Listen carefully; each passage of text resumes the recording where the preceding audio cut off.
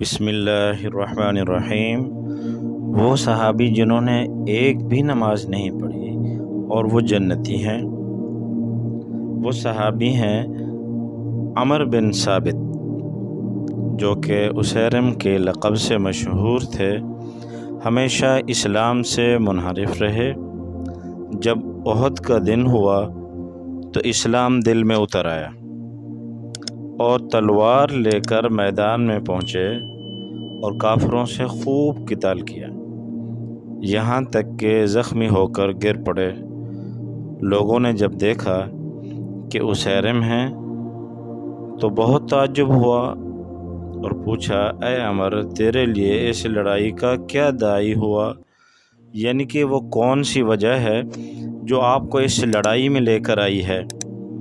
اسلام کی رغبت ہے یا قومی غیرت اور حمیت ہے؟ اسیرم نے جواب دیا،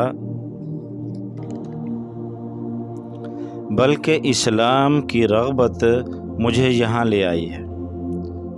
میں ایمان لایا اللہ پر اور اس کے رسول صلی اللہ علیہ وسلم پر اور مسلمان ہوا، اور تلوار لے کر رسول اللہ صلی اللہ علیہ وسلم کے ساتھ آپ صلی اللہ علیہ وسلم کے دشمنوں سے قتال کیا، یہاں تک کہ مجھ کو زخم پہنچے۔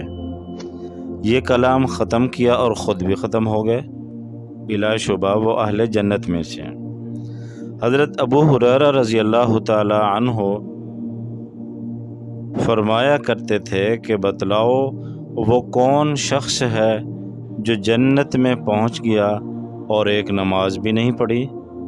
تو وہ یہی صحابی ہیں عمر بن ثابت، جو اسیرم کے لقب سے مشہور تھے۔